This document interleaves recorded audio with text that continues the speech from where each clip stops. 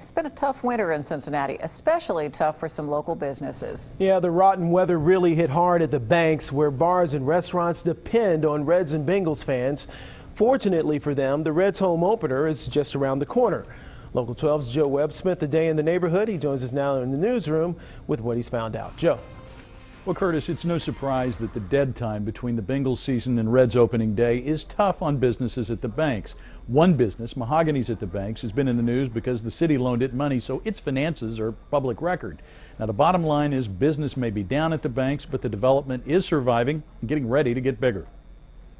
It's a sunny but cold Tuesday at the Banks, and the lunch business is what you'd expect on a cold Tuesday. Depending on who you talk to, this has been a rotten winter or just another winter for the development between the ballparks. If you talk to Liz Rogers at Mahogany's, she says she and her neighbors are struggling. People have just lost a lot of money. They've lost a lot of business.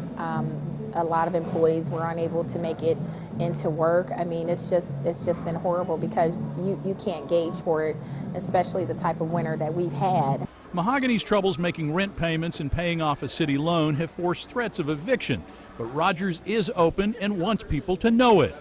She paid half her back rent yesterday and bought some time. City leaders are concerned Mahogany's problems at the Banks are not unique.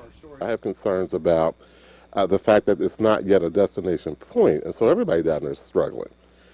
They do okay when the teams are playing, but when the teams are not there and combined up with the weather we've had, it's just a struggle for everybody. A struggle maybe, but hardly a defeat. The first phase of the Banks, those 2 blocks just west of Great American Ballpark, are almost fully leased.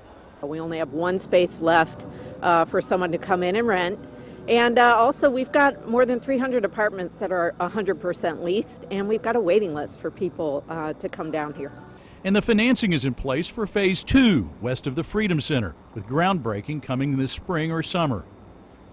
Liz Rogers says a bad winter and an embezzling finance manager have pushed her to the brink, but she says she is in it for the long haul. We're looking forward to opening day. You know, we keep pushing through. We have our peaks and valleys, ups and downs, but we're here. We have hired a brand new management team. We're really excited about the changes in our company and making those changes to be profitable and going forward. Now, in the agreement she signed yesterday, Liz Rogers agrees to pay the rest of her rent by next Monday. If it's not paid, she agrees to vacate the space and let her landlord change the locks. But Liz Rogers says she will keep the business open, and it was open for business today. Curtis? All right, Joe, thank you. As he mentioned, that was phase 1. Phase 2 of the Banks project will include 300 additional apartments and retail on the first floor, just like in phase 1. If the entire Banks project is completed, it will cover 8 blocks between Paul Brown Stadium and Great American Ballpark.